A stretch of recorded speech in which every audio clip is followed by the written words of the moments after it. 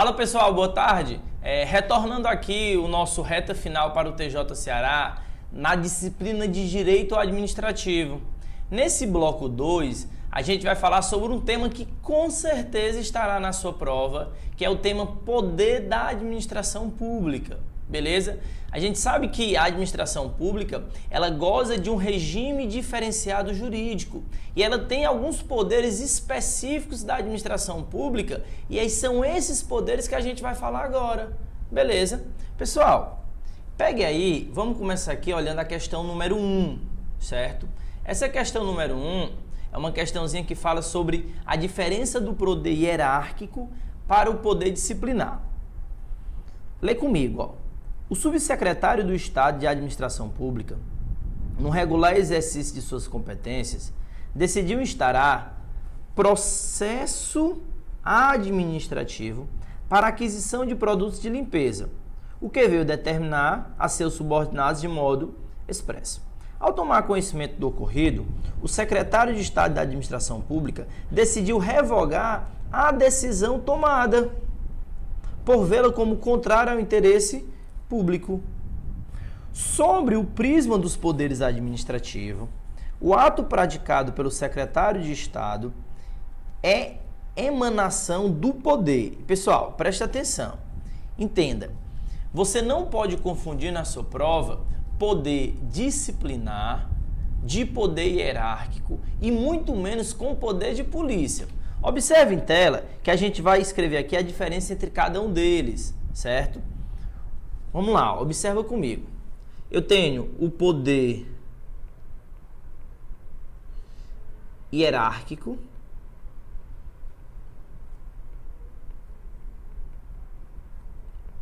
O poder hierárquico, pessoal, ele está ligado diretamente ao que a gente chama elemento do ato administrativo competência.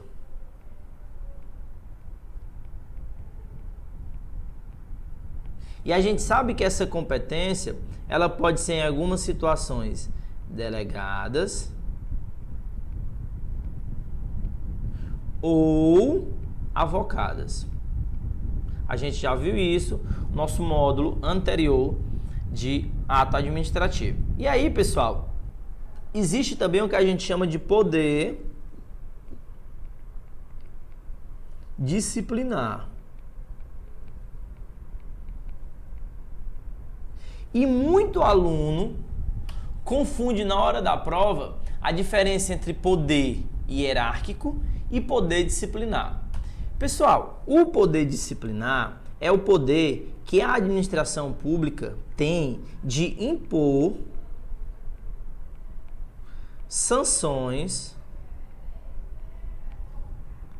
aos servidores públicos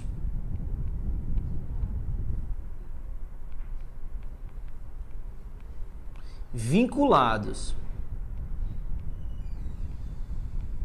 Esse é o poder disciplinar. Perceba que o poder disciplinar é o poder concedido através de lei que dá para a administração pública o poder de impor sanções, impor limitações, observando o princípio da legalidade para os servidores públicos, para as pessoas que integram a administração pública. Beleza? Já o poder hierárquico, ele diz que na estrutura da administração pública, você vai ter escalas de poderes. Você vai ter o cara que manda, que é o superior hierárquico, e vai ter o cara que obedece, que é o inferior hierárquico. E essa diferença hierárquica, ela deriva de lei através do elemento do ato chamado o quê? Competência administrativa. Beleza? Além disso, existe também o que a gente chama de poder de polícia, certo? O poder de polícia, pessoal, é o poder em que a administração pública, ela impõe sanções e limitações ao particular. Então preste atenção.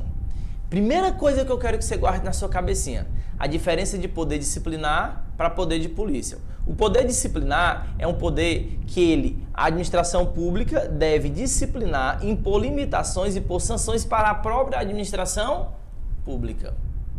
Já o poder de polícia é quando a administração pública ela impõe limitações, impõe sanções ao que a gente chama o quê? Aos sujeitos particulares. Professor, me dê um exemplo de poder de polícia e me dê um exemplo de poder disciplinar. Pessoal, um exemplo de poder disciplinar é quando a autoridade pública instaura o que a gente chama de PAD, que é procedimento administrativo disciplinar, para punir um determinado servidor por uma transgressão administrativa. É um exemplo de poder o quê? Disciplinar. Já um exemplo de poder de polícia é quando, por exemplo, você está dirigindo lá com seu carrinho, beleza, e você é multado. Lá, a questão da multa, a administração pública está ali impondo uma sanção porque você transgrediu alguma norma legal. Então não confunda na hora da sua prova o poder disciplinar com o poder o quê? De polícia, beleza? Vamos observar agora lá, pessoal, nossa questãozinha e vamos ver o que é que ela diz pra gente, né? Ela fala assim, ó, sobre o prisma dos poderes administrativos, o ato praticado pelo secretário de Estado é a emanação. Pessoal, ó, o subsecretário do Estado de Administração impôs um determinado processo administrativo para a aquisição de produto que veio a determinar seus subordinados de modo expresso. Ao tomar conhecimento do ocorrido, o secretário de Estado, então preste atenção, a gente tinha aqui em cima o secretário de Estado e abaixo do secretário você tem o que a gente chama o quê? De subsecretário. Então perceba o que é que a questão diz, que o secretário ele revogou, né, a decisão tomada pelo subsecretário. Pessoal, e essa revogação desse ato só é possível em virtude do poder o quê? Hierárquico. É o poder hierárquico que vai permitir essa o quê? Essa avocação, essa revogação de ato público, de ato administrativo. Beleza? Por isso que a resposta da nossa questão é o item E. Beleza? O item E fala que isso é uma emanação do poder hierárquico que foi usado de modo que regular, pois autoriza tanto a anulação como a revogação dos atos praticados pelo subsecretário. Pessoal, preste muita atenção nesse detalhe que eu vou te falar agora. Olha aqui para mim. Qual é a diferença entre anulação e revogação de ato administrativo? São termos que são bastante assertivos nas provas de concurso público. Pessoal, a anulação de ato administrativo, primeira coisa, tem efeito ex tunc, porque retroage desde o início do vício. E a revogação tem efeito ex tunc, ou efeito o quê? Desculpa, a revogação tem efeito ex nunc, ou efeito o quê? Prospectivo. Por quê? Porque ela só vai apresentar efeito de forma posterior, ela não retroage. A anulação, ela é voltada para anular atos eivados de vício que não caiba saneamento, não caiba correção do vício. Aí a gente faz a anulação do ato. Já a revogação de um ato, ela ocorre por mero mérito. Por isso que a gente fala que a revogação de um ato é meramente o quê? Discricionária. Beleza? E nessas duas situações, em virtude do poder hierárquico, o ato poderia ser anulado ou revogado. Por quê? Porque a questão de anulação ou revogação surge a partir do princípio da hierarquia. Tranquilo? Então, cuidado com esse detalhe na tua prova, quando a gente fala de poder hierárquico e poder disciplinar. Pessoal, muito cuidado também quando a gente fala sobre a estrutura, pessoal. Só um segundinho aqui, tá abrindo. Quando a gente fala da estrutura dos poderes, principalmente quando eu tenho a administração direta, certo? Quando eu tenho a administração direta. Só abrir uma tela aqui pra gente, pessoal. Pronto. Eu tenho, de um lado, a administração direta. Certo? Caio, quem é que compõe essa administração direta, pessoal? Eu tenho União, Estado, Distrito Federal e seus órgãos, junto com os municípios. Esses caras aqui compõem a administração o quê? Direta. Beleza? E através de lei, essa administração direta cria o que a gente chama de entidades ou órgãos ou entes da administração indireta. Beleza? Caio, quem é que compõe essa administração indireta? Eu tenho as autarquias.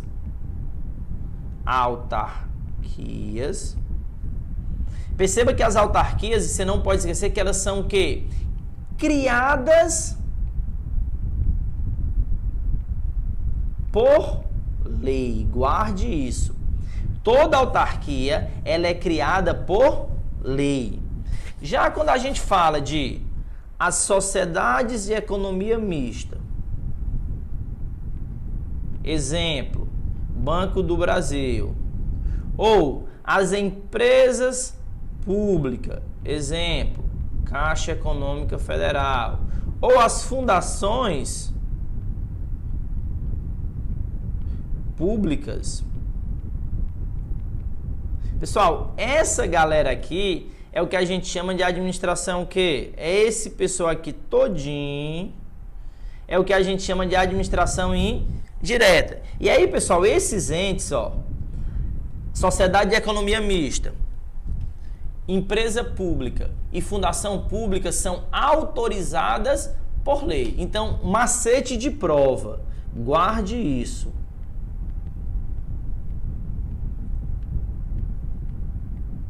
Enquanto as autarquias, olha para cá, elas são criadas por lei, a sociedade de economia mista, a empresa pública e as fundações públicas são autorizadas por lei. Então, cuidado com esse detalhe na sua prova.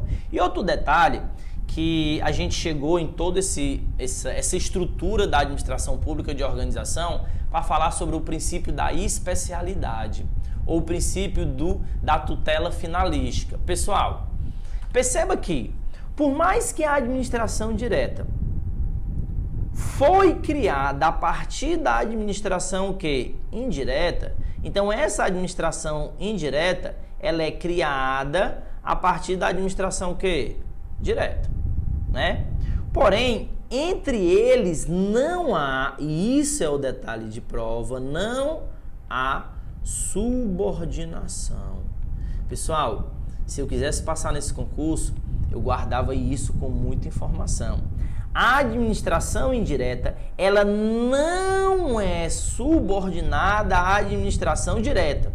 Caio, mas se ela não é subordinada, quer dizer que ela não vai respeitar de nenhuma forma as decisões da administração direta? Calma aí, eu não estou falando isso. Não há uma subordinação hierárquica, porque o que vai haver nesse caso é uma vinculação ou uma tutela finalística ou controle finalístico entre a administração direta e a administração o quê? Indireta. Então observe em tela, pessoal, que a relação que existe entre a administração direta e, vou até mudar de cor, a administração indireta, isso é que eu quero que você guarde. Primeiro, não é subordinação. O nome desse negócio aqui vai ser tutela finalística, ou também chamado de controle finalístico. E a prova já também chamou isso de princípio da especialidade. especialidade. Beleza? Eu guardaria isso para a sua prova. A relação que se cria entre um ente da administração direta e um ente da administração indireta é baseado por uma relação jurídica de controle finalístico, tutela finalística, observando o princípio da especialidade jurídica, beleza? Então guarda isso na sua prova, que isso é muito importante. Beleza? Pessoal, continuando aqui, vamos agora continuar o nosso rol de questões, né? E vamos agora para a questão número 2, certo? Ela fala assim pra gente, né? Questãozinha cujo tema é o quê? Poder de polícia. Também campeã de cobrança nas provas, poder de polícia. Beleza? Vamos para frente, pessoal. José, agente de polícia da Assembleia Legislativa da Bahia, no exercício de suas funções, exercia o controle dos acessos e das saídas das pessoas das instalações da Casa Legislativa. Então, José era um fiscalzinho, ficava fiscalizando quem entra e quem sai, né, da Casa Legislativa.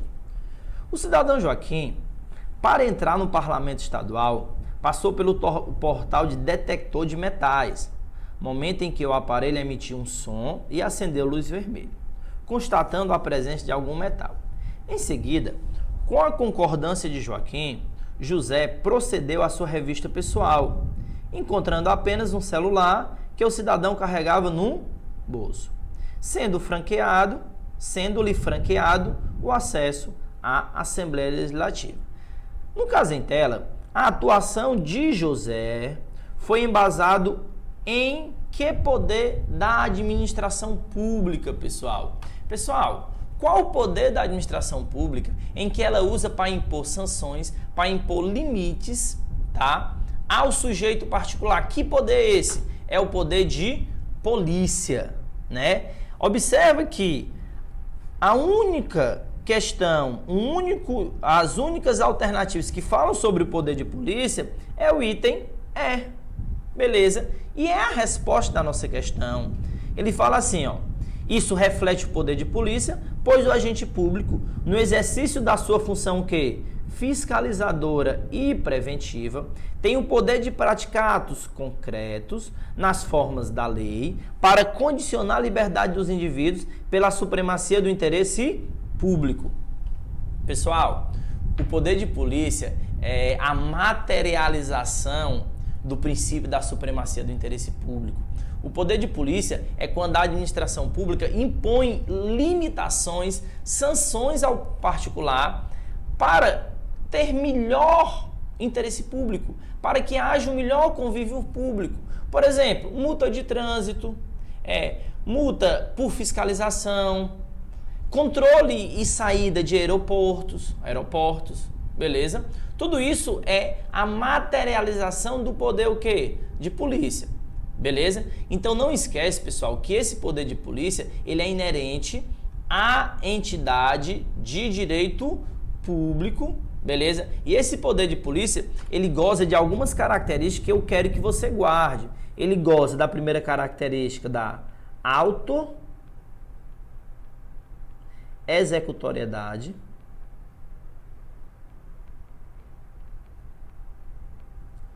beleza?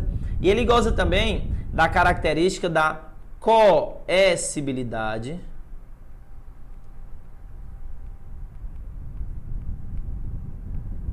beleza? E esse poder de polícia, ele poderá ser discricionário.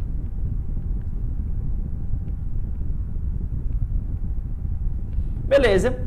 Estas são as principais características do poder de polícia para a sua prova: auto-executoriedade, coercibilidade e que ele poderá ser o quê? Discricionário. Beleza? Vamos agora para a próxima questão, pessoal. Questãozinha número 3, também da FGV, né?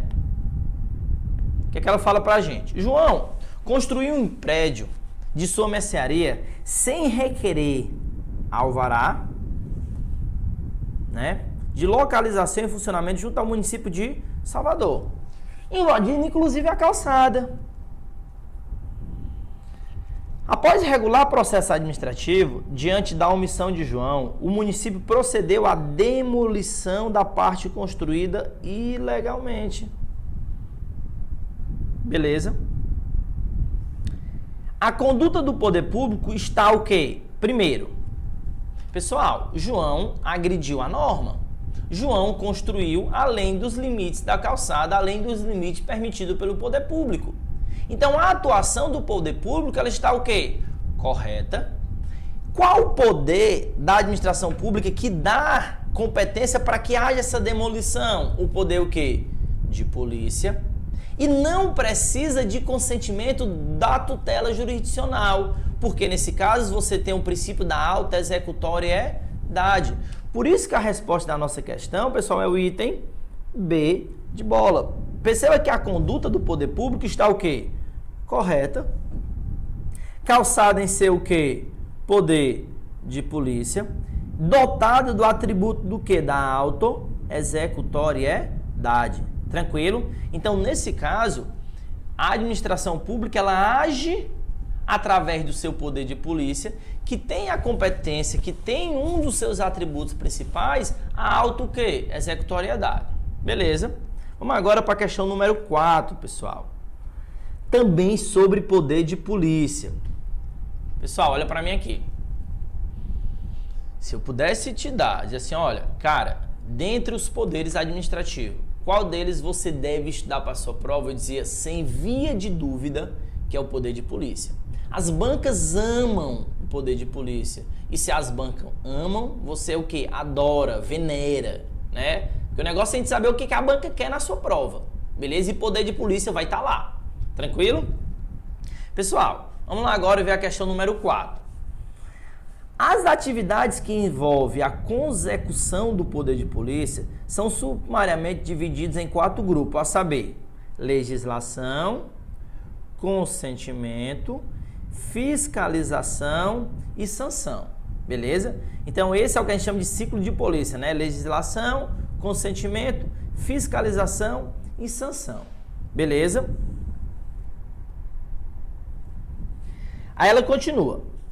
Sobre a delegação do poder de polícia a uma sociedade de economia mista, a jurisprudência consolidada do STJ é no sentido de que, pessoal, esses daqui são os elementos de poder de polícia. Eu tenho são ciclo de polícia. Legislação, que é criar as normas. Eu tenho, vamos lá, voltar para a questão, o consentimento, a fiscalização e a sanção. Observando a jurisprudência do próprio STJ, segundo ele, há 2 elementos que podem ser delegados para o sujeito particular, pessoal. Os elementos que podem ser delegados para o sujeito particular é o poder de consentimento, marca, é o poder de consentimento, ele pode ser delegado, e o poder de quê? De fiscalização, pessoal. Esses 2 elementos do poder de polícia, e ó, guarda isso. O poder de polícia tem 4 elementos dentro do ciclo do poder de polícia. Tem o elemento de legislação, de fiscalização, de consentimento e de sanção. Dentre esses 4, apenas 2 serão delegados, que é o poder de consentimento e o poder de quê? De fiscalização. Então guarda isso na sua prova, vou até grifar de vermelho, tá? Que o poder de consentimento e o poder de fiscalização são únicos elementos que podem ser o quê? Delegados para entidades de natureza particular. Beleza? Por isso que a resposta da nossa questão é o item C de Caio. A possibilidade em relação aos atos de consentimento e fiscalização, pois esses estão ligados ao poder de gestão do Estado. Mas não pode ocorrer delegação dos atos de legislação e sanção, pois derivam do poder de coerção. É como se fosse assim, né? Ó, legislação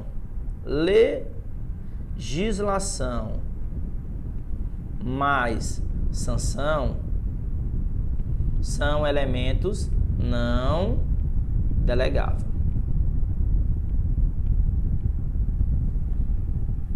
Fiscalização mais consentimento são elemento o quê? Delegável. Beleza, então resposta da nossa questão, item C de Caio. E a nossa quinta e última questão desse primeiro bloco, desse bloco 2, parte 1, em que a gente está falando sobre poderes da administração pública. Beleza? Vamos ver o que é que a quinta questão traz para a gente. O poder de polícia pode ser conceituado como uma atividade da administração pública que se expressa por meio de seus atos normativos ou concretos, com fundamento na supremacia geral do interesse público e na forma da lei, condicionar a liberdade e a propriedade individual mediante ações fiscalizadoras, preventivas e repressivas. De acordo com o ensinamento da doutrina do direito administrativo, são características ou atributos do poder de polícia. Pessoal, esse tema é muito importante. Essa questão ela é punk na hora da prova, porque ela traz pra gente os elementos do poder de polícia. Então observe em tela. Dentre essas alternativas, qual delas são elementos do poder de polícia? A gente já viu, pessoal. Os atributos ou os elementos do poder de polícia são o quê? A discricionariedade, a autoexecutoriedade e a coercibilidade. A gente já entendeu também o conceito de cada um deles. Discricionariedade, quando há o mérito de escolha. Autoexecutoriedade, quando a administração pública executa independente do poder judiciário. E a coercibilidade, quando eu imponho a sanção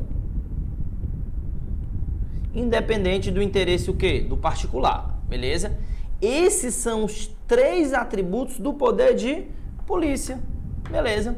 E aí, pessoal, a gente finaliza esse bloco 2, parte 1, em que a gente resolveu as 5 primeiras questões sobre poder da administração pública. Valeu, galera, até mais, boa tarde.